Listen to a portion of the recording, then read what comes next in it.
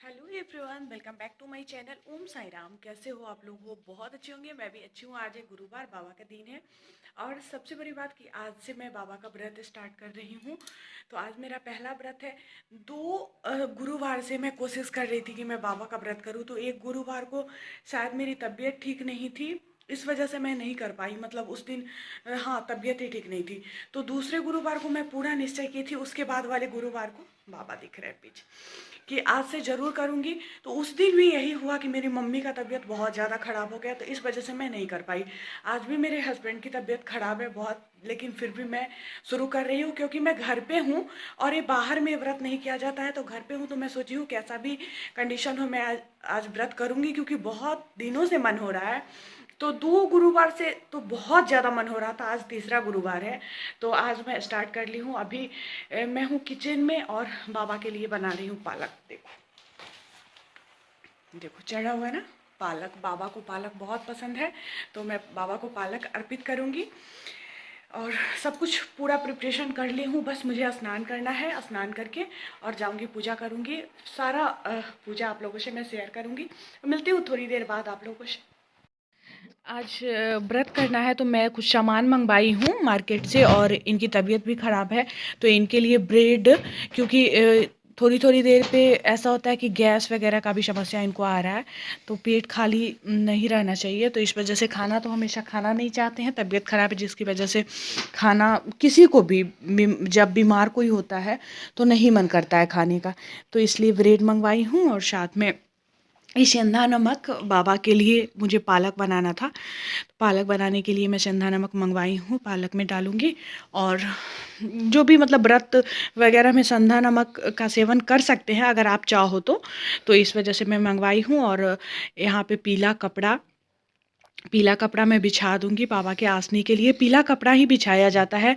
वैसे तो इस व्रत के बारे में ज़्यादा कुछ मुझे नहीं पता था, लेकिन मैं सर्च करके ये सब देखी हूँ कि किस तरह से बाबा का व्रत किया जाता है।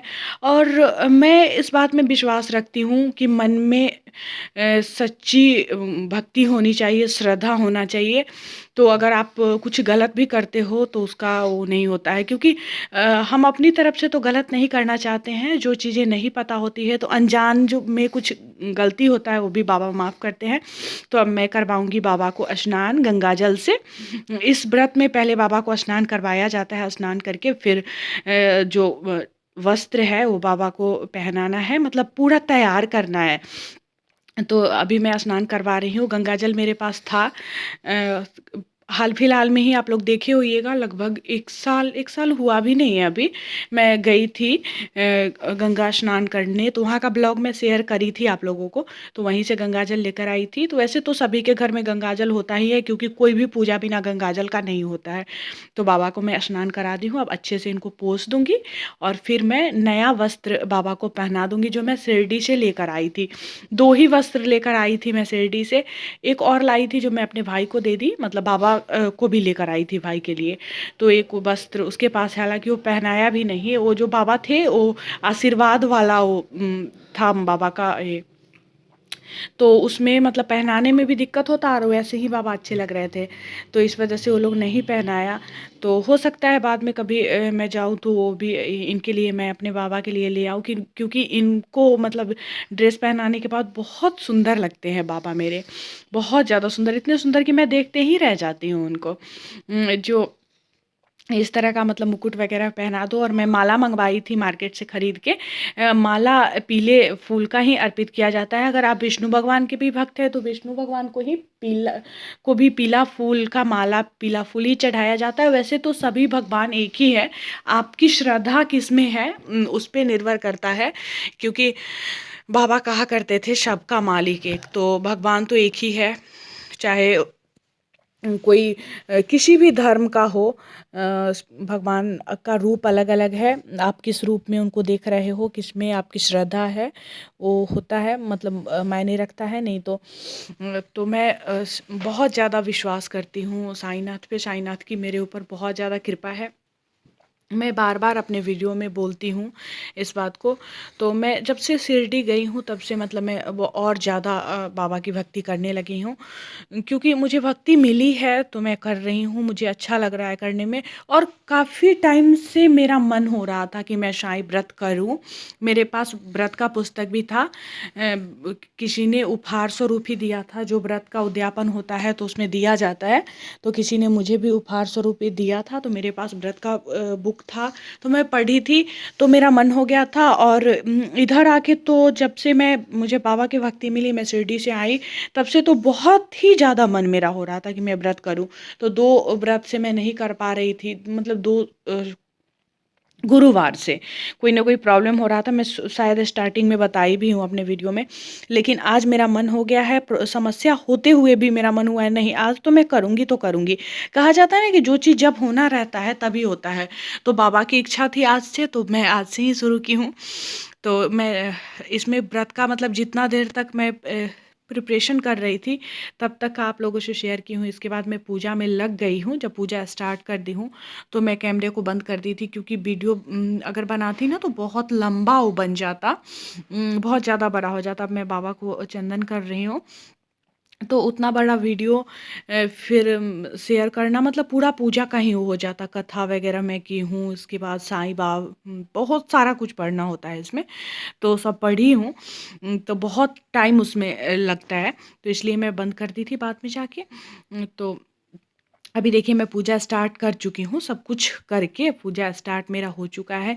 ऊपर नीचे ना प्लेट में पालक बाबा को चढ़ाई हुई हूँ, ऊपर मैं पेड़ा रखी हूँ। ऊपर जगह कम था, मेरा जो ये चौकी जिस पे बाबा को मैं स्थापित की हूँ छोटा था, तो सारा कुछ उसमें नहीं अट रहा था, तो मैं और नीचे डाल दी हूँ। जो ऊपर नहीं अटा है उसको मैं नीचे डाल दी हूँ। तो चलिए आप लोग भी एंजॉय करिए, पूजा को देखिए। बाबा आप सभी की मनोकामना पूरी करिए, सभी पे अपने दया दृष्टि बनाए रखे। जो लोग जो चाहते हैं, जो आप लोगों की इच्छा है, बाबा सब पूरा करे। मैं बाबा से प्रार्थना करूँगी आप लोगों के लिए।